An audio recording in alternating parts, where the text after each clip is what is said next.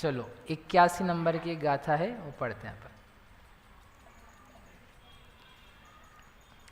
रसगद पदेश गुणहाणिठाणक फड्डयाणि थो वाणी ऐत्थावणने खेवे रसखंडेणंत गुणीयकमा। रसगद पदेश गुणहानि ठाणग, जो अनुभाग में गुणहानियाँ बनाई जाती हैं, जैसे स्थिति में बनाई थी ना गुणहानियाँ, वैसे अनुभाग में भी गुणहानियाँ बनती है। ओहो, निषेक रचना बनाई थी ना, जैसे किसकी बनाई थी? अकेली हमने आपको स्थिति की बना के दिखाई थी। 3200, 1600, 800, 400, 200, 100, याद आया? अरे याद आया कि नहीं आया? तो वो जो बताई थी ना, वो किसकी थी? स्थिति की। अब बताएं क्या कि वह जो अनुभाग में है उसमें भी क्या बनती है? गुणहानियाँ। मतलब क्या? वो 512 परमाणु दिए थे ना पहले वाले निषेक को, 512 में फिर से क्या बनेगी? अनुभाग की गुणहानियाँ। 480 में क्या बनेगी? अनुभाग की गुणहानियाँ। 448 में क्या बनेगी? अनुभाग की गुणहानियाँ। वो 9 नंबर के परमाणु आए थे, उसमें क्या बनेगी? गुणहानियाँ। भैया वहाँ तो परमाणु ही 9 है, तो काय की गुणहानियाँ? अरे 9 तो उदाहरण है, एक्चुअल में कितने परमाणु हैं? अनंत। कितने परमाणु हैं? अनंत। मेरे को तो खूब मजा आता है। भैया जी, ये अनुभाग के लिए तो रस क्या है? अनुभाग की गुणहानियाँ बनाई जाती है, और उन अनुभाग की गुणहानियों के लिए गुणहानि का आयाम है, और उसमें स्पर्धकों की संख्या है। तो ये कह रहे हैं अनुभाग संबंधी गुणहानि के स्पर्धक, ये अल्प बहुत बताना है, वह थोड़े हैं। फिर इसमें भी अतिस्थापना है, इसमें भी निक्षेप है, तो वो सब कितने होते हैं वो यहाँ पर बताने हैं। तो एक एग्जाम्पल दिया है, वो एग्जाम्पल को लेकर के अपन इसको पूरा करते हैं। गुणहानि के स्पर्धक हमने माने 2। एक गुणहानि में कितने स्पर्धक आएंगे? 2। अति स्थापना उससे ज़्यादा है, जिनको छोड़ करके डाल रहे हैं ना, वो उससे ज़्यादा है। जिनमें डाल रहे हैं उन्हें क्या बोलते हैं? जिनमें द्रव्य दिया जा रहा है उसे क्या कहते हैं? निक्षेप। जिनमें द्रव्य नहीं दिया जा रहा है अपकर्षण का, उसे क्या कहते हैं? और जिसका नाश कर रहे हैं उसे क्या कहते हैं? जिन स्पर्धकों का बहुभाग का नाश कर रहे हैं उसे क्या कहते हैं? कांडक। क्या कहते हैं? कांडक। कांडक के स्पर्धक तो वो सबसे ज़्यादा हैं, तो उन्होंने कहा अनंत मान लिया हमने 2। तो गुणहानि के स्पर्धक हैं 2, अति स्थापना के स्पर्धक उससे अनंत गुणे हैं 4, निक्षेप जिनमें दिया जा रहा है द्रव्य वो उससे भी अनंत गुणे हैं, और जिनका नाश कर रहे हैं वो तो सबसे ज़्यादा है, सबसे मैक्सिमम है। तो ऐसे करके ये इनका अल्प बहुत्व है। मतलब ये निकला, ये दिखाना है हमको कि ये सारी अनुभाग की रचना, ये सारी अनुभाग की रचना। अब आया ना इतना बड़ा पिक्चर, बढ़िया। एक होती मत्स्य रचना, पता है मत्स्य रचना? सुनी गई मत्स्य रचना? महामत्स्य नहीं, मत्स्य रचना। जीव समास में आचार्य देव ने यूज की है मत्स्य रचना। तो वैसे कुछ दिख रहा है, लंबा सा मत्स्य बना दिया, लेकिन अच्छी बन गई है। तो ये सब हमने लिख दिए स्पर्धक। 1 स्पर्धक, 2 स्पर्धक, 3 स्पर्धक, 4, 5, 6 से लेकर के कितने स्पर्धक लिखे? 28। मान लिए हमारे पास द्विस्थानीय अनुभाग में लास्ट स्पर्धक है 28 नंबर का। अब इसमें क्या है? कुछ का घात किया जा रहा है, कुछ की अतिस्थापना है, और कुछ का निक्षेपण है। जिनमें दिया जा रहा है उसका नाम क्या है? निक्षेप। तो ये हो गया निक्षेप। इनमें छोड़ के दिया है तो इन्हें क्या बोलते हैं? अतिस्थापना। और इन सब का नाश कर रहे हैं, इसे क्या बोलते हैं? कांडक। तो उनको बताना है कम ज्यादा क्या है। एक गुणहानि में स्पर्धक माने 2, तो वो सबसे छोटे हैं। उससे अति स्थापना है 4 स्पर्धकों की यहाँ पर। उससे जिसमें दे रहे हैं 1 से लगा करके 8, वो और अनंत गुणे हैं। और जिनका नाश किया जा रहा है अनंत बहुभाग, वो सबसे ज्यादा 13 से लगा करके 28 है। यहाँ पर हमने सेम ही संख्या ली अनंत की। वास्तव में तो वो सब अलग अलग भी होती है, क्योंकि कांडक घात जिनका किया है वो बहुत बहुत बहुत ज़्यादा है।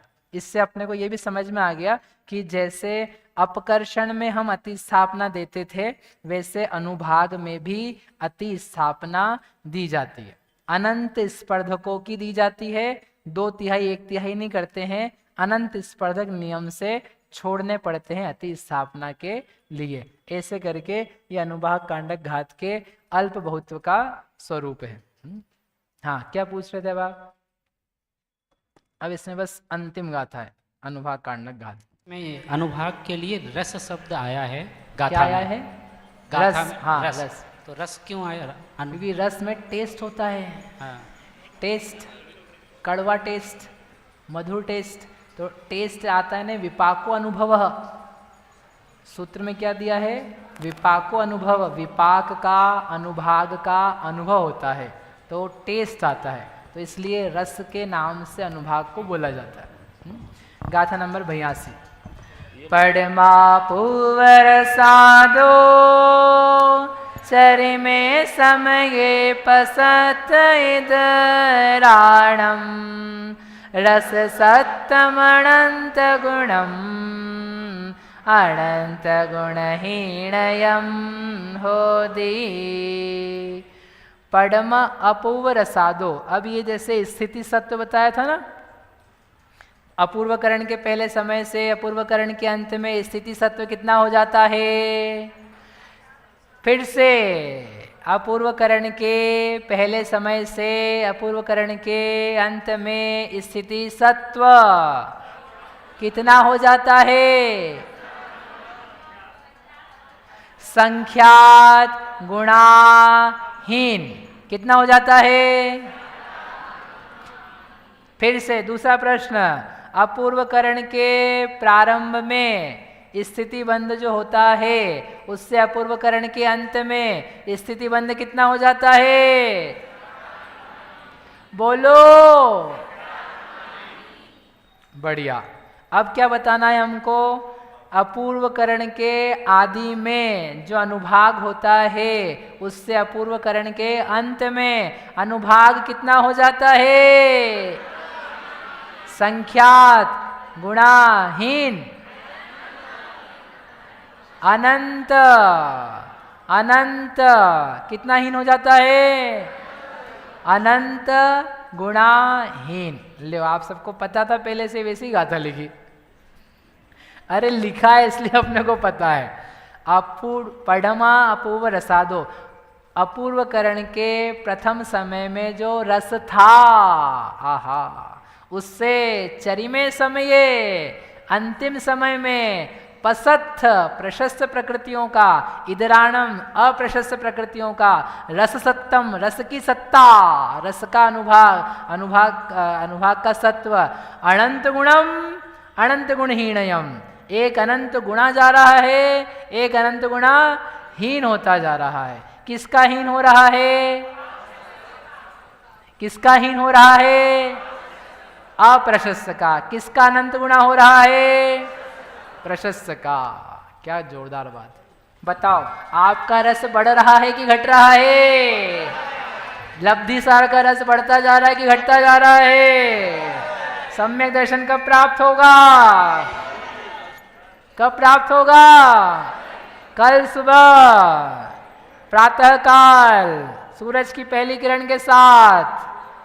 भैया भगवान का पूजन करके आना, सब भगवान का पूजन करके आना। कल बहुत अच्छा मुहूर्त है, और यदि आपका मन लगता हो तो क्लास में मत आना, कांडक घात करके आना, अनुभाग कांडक घात करके आना, स्थिति कांडक करके आना। क्लास में नहीं आओगे चलेगा, यदि सम्यक दर्शन के साथ आओगे तो, और नहीं तो यहीं पर आकर के पूजा करना। तिलक लगा के आना सब लोग, ठीक है? अरे एक के भी नहीं दिख रहा है। धोलिया धुला हुआ नहीं चाहिए, लगा हुआ चाहिए। कल सुबह क्या होएगा सबको? सम्यक दर्शन होगा। पंडित जी ने कहा ना, हो चाहे नहीं हो, कम से कम संस्कार आने चाहिए, खुशियाँ होनी चाहिए। अच्छे कपड़े पहन के आना कल, तो रोज क्या खराब पहन के आते हैं क्या? धुले हुए शुद्ध वस्त्र है, कल पवित्र दिन चालू होगा, कल सुबह करना है। और जब तक नहीं भैया, जब तक नहीं होएगा ना सम्यक दर्शन कल, तब तक छुट्टी नहीं होगी। ठीक है, ठीक है, हाँ तो बोलो ठीक। तो भैया रस बढ़ता जा रहा है, रस बढ़ रहा है, पढ़ने का रस बढ़ रहा है, ध्यान का रस बढ़ रहा है, भक्ति का रस बढ़ रहा है, आनंद का रस बढ़ रहा है, कषाय का रस, पाप का रस, विषय कषाय का रस, आत्म के अहित विषय कषाय, इनमें मेरी परिणति न जाए, मैं रहूं आप में, सो करहूं हो जो निजाधि, मेरे न चाह कछु और ईश, रत्नात्रय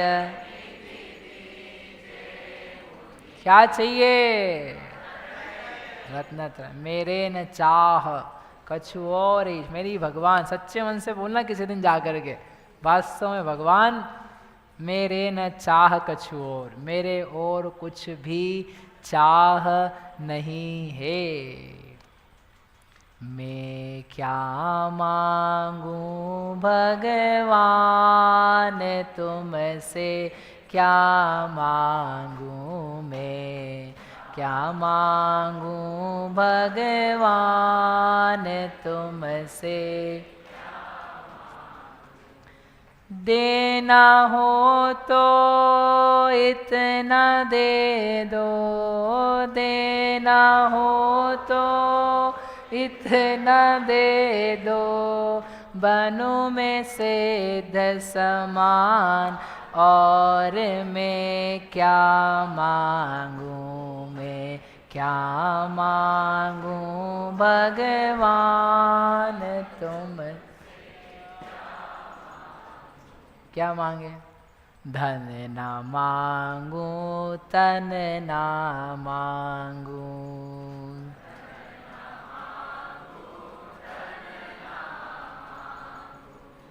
ठीक है भैया अभी इतना ही कर लो कुछ भी नहीं चाहिए। आप लोग सोच रहे हैं विषय तो इतना सारा बड़ा है, फिर भी पता नहीं क्या क्या पढ़ाते रहते हैं लेकिन ये नहीं पढ़ पाए तो इतना पढ़ने से भी क्या होगा। रस यदि संसार का नहीं घटा, पाप का नहीं घटा, शरीर के एकत्व बुद्धि का नहीं घटा, तो फिर अनुभाग का कांडक होगा कैसे।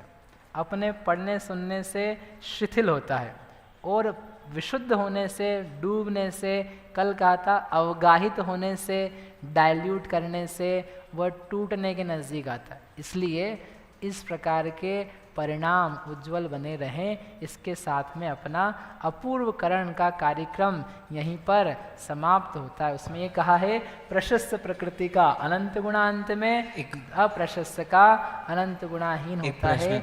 और ऐसे चार आवश्यक जो हैं वो चार प्रकार की बातों के लिए बताएं। इतना बढ़िया है। देखो द्रव्य क्षेत्र काल भाव हैं और चार चीज़ें हैं, प्रकृति, स्थिति, अनुभाग और प्रदेश। तो अपन ने चार काम किए ना, तो चार काम क्या हो गया। गुण श्रेणी निर्जरा किससे रिलेटेड है, किससे रिलेटेड है, प्रदेश से। संक्रमण किया जाता है तो संक्रमण में क्या बदली जाती है, प्रकृति, तो वो प्रकृति से रिलेटेड है। स्थिति कांडक घात स्थिति से रिलेटेड है। अनुभाग कांडक घात अनुभाग से है।